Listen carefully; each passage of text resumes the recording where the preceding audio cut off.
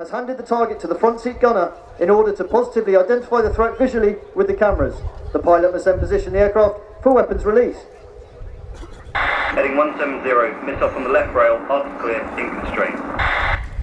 Flying the aircraft into position, the pilot has set the conditions for the front seat gunner to engage the target with a radar-guided Hellfire missile.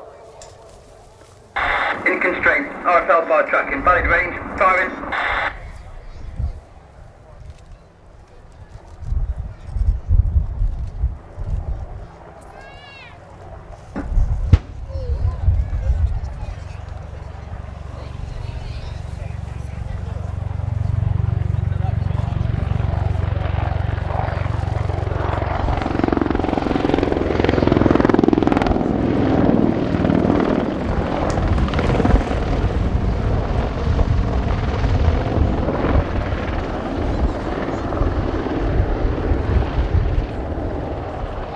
Good effect on target, radar destroyed. Supporting armour and dismount scene, re-attack from the east, rocket to gun. The gunner has identified further enemy vehicles and calls for the pilot to reposition the aircraft for another strike, this time electing for a salvo of rockets, followed by high explosive 30mm cannon rounds. The target will be acquired and tracked by the gunner, providing a steering cursor to aid the pilot who will aim and fire the rockets. Tally armour, rocket to gun, action rockets. Go co-op, match and shoot. Co-op rockets, match and shoot, firing.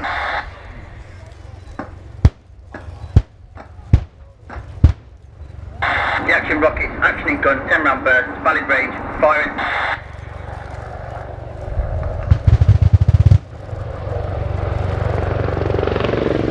Converting speed to height, the pilot minimises the threat of ground fire, this time with a 360-degree wing over, making tracking and predicting the aircraft's flight difficult for an enemy attempting to engage.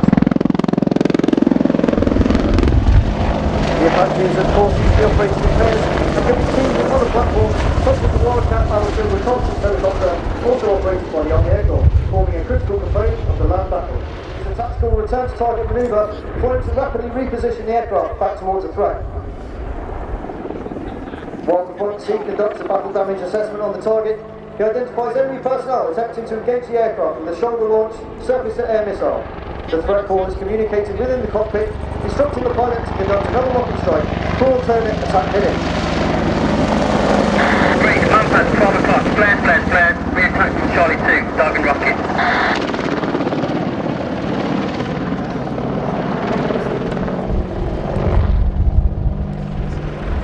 The crew then work together to update a set of pre-engagement checks, ensuring all systems are configured correctly for another strike. We are recording, arcs clear, clearance is self-defense, acquisition source Tango 03, site is tabs, rocket selected, go co-op. Roger, going co-op, 4 rockets for effect, weapons armed and action. De-escalate nav range, match and shoot.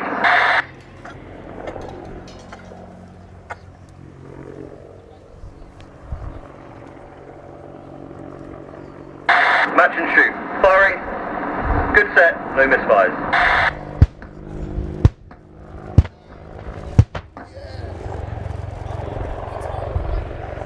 With the SAM threat eliminated, the crew can climb into a wheel, circling the target to assess and ensure a decisive effect has been achieved.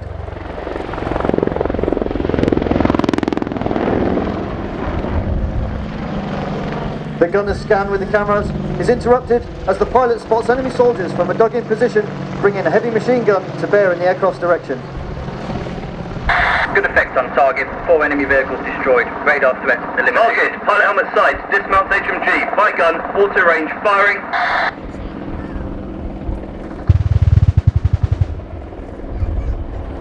Using his helmet monocle as a sight, the pilot slaves the gun up to 89 degrees to his right-hand side and engages the target simply by looking at it and pulling the trigger. Good spot, target rounds. All targets destroyed, continuing mission. Ladies and gentlemen, that concludes the first half of the Apache display and the tactical demonstration of how Apache crews work together to operate and fight their aircraft. Crews trained to do this in all weathers, by day, by night, and often working at extremely low level. The attack helicopter display team is made up of operational crews from frontline units of the attack helicopter force based in Wattisham in Suffolk, and today we have Major Tim Pittaway at the controls with Staff Sergeant Mark Skelding in his front seat co-pilot gunner's position. Tim is the senior flying instructor with the attack helicopter force. He's over 4,000 flying hours, including over 1,200 in the Apache and 1,000 in the Wildcat.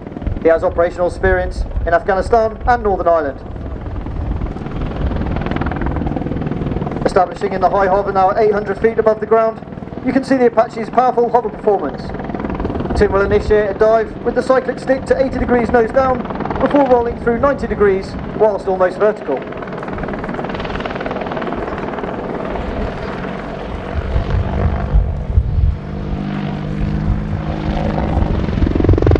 A wing over, the tactical return to target manoeuvre, is flown in a manner to use the energy and momentum of the aircraft to bring it quickly into weapons release parameters.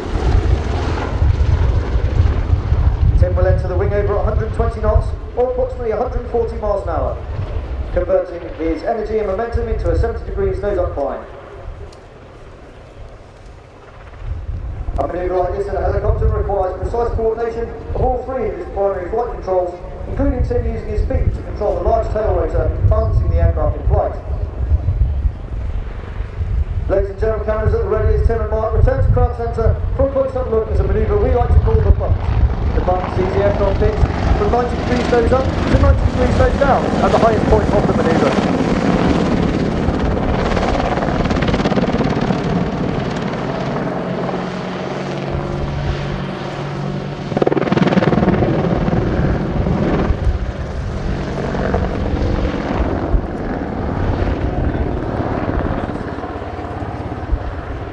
As well as offensive actions, helicopters and fixed-wing aircraft of the Army Air Corps can also provide reconnaissance, direction of artillery mortar fire, and command support to ground units. Also providing tactical mobility, such as positioning forces, conducting resupply, or extracting casualties. The majority of the Corps is held at high readiness for operations to deploy alongside either the Army's division, the Air Assault Task Force, as well as commitment to supporting special forces both in the UK and around the world. Vital land and maritime strike capability. Scary with the technology that we'll have in 10 years. The aircraft has 4 weapons pylons mounted on the stub wings. These stations can be fitted independently with either CRV-7 rocket launchers, Hellfire missile rails, or external fuel tanks for increased range and endurance. As you can see today, Gunship has been configured with a mixed loadout of rockets and missiles. Each rocket launcher houses 19 70mm folding fin rockets, while the missile racks hold up to 4 radar or laser guns. Both the rockets and the missiles can engage targets out to ranges of 8 kilometers, while the powerful 30mm cannon mounted underneath the fuselage can fire high explosive rounds out to beyond 4 kilometers with a cyclic rate of 625 rounds a minute.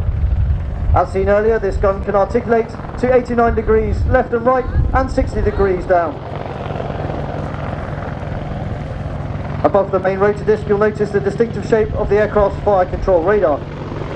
The radar is able to scan out to 8 kilometers ahead of the aircraft, detecting over 1,000 targets, prioritising them and offering the pilot 16 simultaneous firing solutions through the aircraft's weapons processors.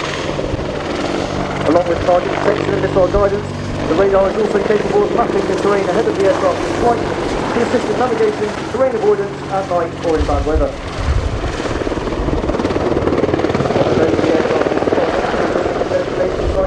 Housing the BTV and infrared cameras, as well as a passport laser for waiting missile detected into their right eye from the helmet mounted monocle. As seen earlier, this helmet sight can also be used to control the position of the gun.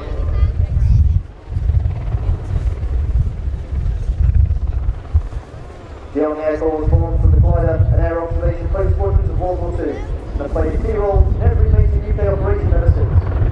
These modern helicopters are, as the aircraft were then, commanded, flown and supported by soldiers who are trained to fight predominantly in the land environment. The Army Air Corps continues to actively recruit both officer and senior non-commissioned aircrew, making the Army the only service that offers a flying career to both soldier and located at Crowd Centre. Returning now to your front, Tim will approach head-on for another look at the 360-degree wing over, demonstrating the awesome power of the 2 turbomecha engines mounted either side of the fuselage. Each engine providing over 2,300 shaft horsepower, meaning together they produce more power than 4 Formula 1 racing cars.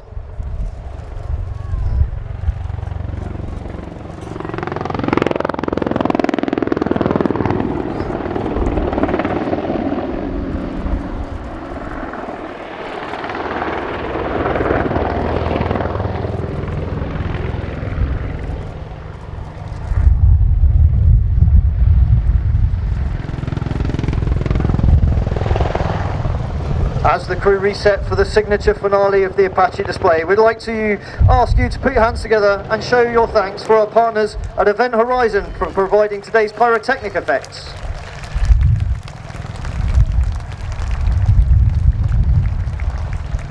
If you're out capturing photographs today, this may be the one you would like to take home with you, so please do have your cameras at the ready for a final time.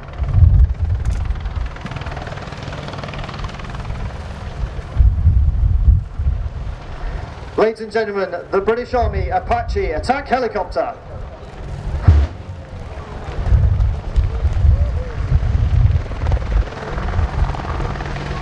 That concludes today's demonstration of the Army Air Corps Apache helicopter.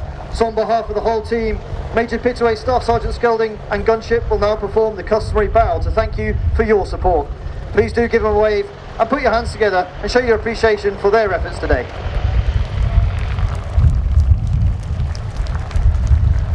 Ladies and gentlemen, your 2019 Attack Helicopter Display Team.